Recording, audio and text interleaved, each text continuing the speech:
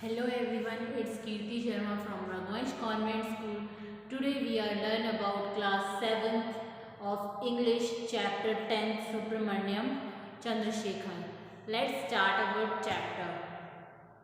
That is the story based on Subramaniam, who is a great scientist to us. Let's start their story.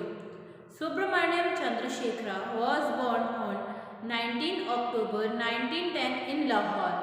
Subramaniam Chandrashekhar जो थे उनका जन्म 19 अक्टूबर को 1910 में यानी 1910 में लाहौर में हुआ था.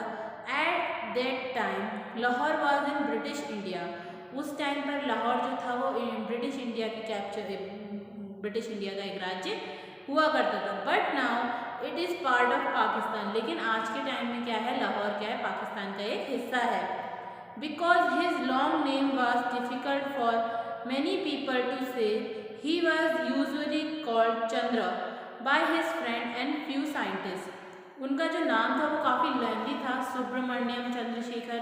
इसलिए जो उनके फ्रेंड्स और उनके कुछ जो साइंटिस्ट थे उन्हें क्या चंद्र के नाम से जानते थे या बुलाते थे. Chandra came from a very educated South Indian family. Chandrasekhar जो थे वो सुब्रमण्यम जो थे वो क्या है, बहुत ही एक अच्छी और एजुकेटेड फैमिली से बिलोंग करते थे, साउथ इंडिया की. His father CA Arya work for the Indian railway. उनके जो पापा थे यानी उनके जो फादर थे CS आर्यर, वो कहाँ पर इंडियन रेलवे में काम करते थे. चंद्र हैज़ 2 brothers and 5 sisters. चंद्र जो थे वो 2 भाई और 5 बहनें थे. And he was the eldest boy. और वो अपने सारे भाई बहनों में सबसे बड़े थे.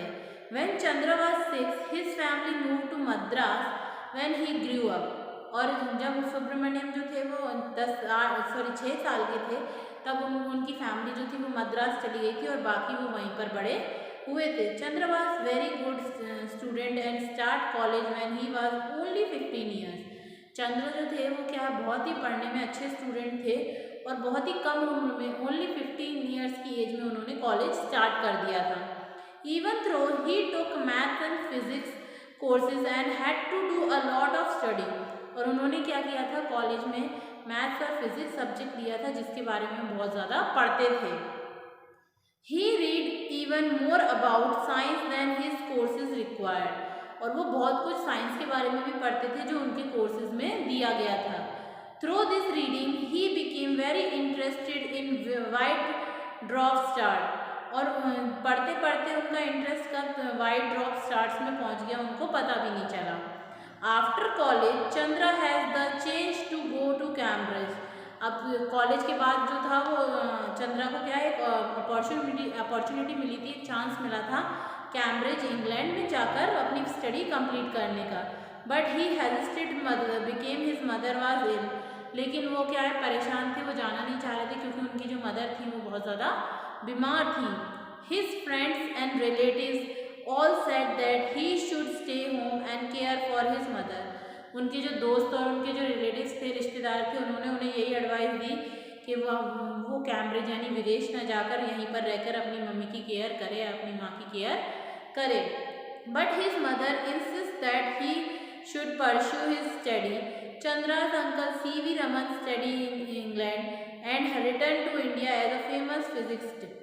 तो उनकी जो मम्मी थी उन्होंने इंसिस्ट किया, यानी उन्होंने उनसे कहा कि नहीं आप जाइए, आप अपनी स्टडीज़ कंप्लीट कीजिए. क्योंकि उनके जो एक चाचा जी या उनके अंकल जो थे, जो कि C.V. रमन, जो कि बहुत बड़े साइंटिस्ट थे, वो इंग्लैंड में उन्होंने अपनी स्टडी कंप्लीट की थी और यहाँ आके बहुत बड़े क्या थे, फिजिकिस्ट बन गए थे. Chandra's mother wanted the same thing for her son. और चंद्रा की जो मदर थी वो यही चाहती थी कि उनके बेटे भी उन्हीं की तरह एक बड़े से फिजिसिस्ट बने. So at his mother insist Chandra left Bombay on a boat for England on the 31st of July 1930.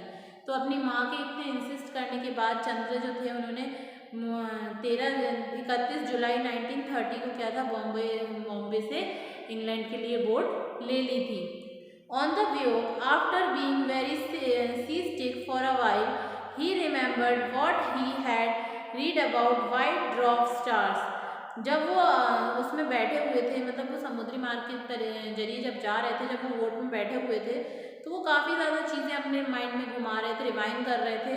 उसी टाइम में उन्होंने ड्वार्फ स्टार के बारे में सोचना चालू कर दिया and decide to combine it with his knowledge of special relative theory. अब उन्होंने क्या डिसाइड कर लिया कि वो अपने इस कॉम्बिनेशन को बहुत ही स्पेशल नॉलेज के थ्रू एक थ्योरी बनाएंगे। To his great surprise he found that this combination prejudged that white dwarf could only exist up to a certain mass।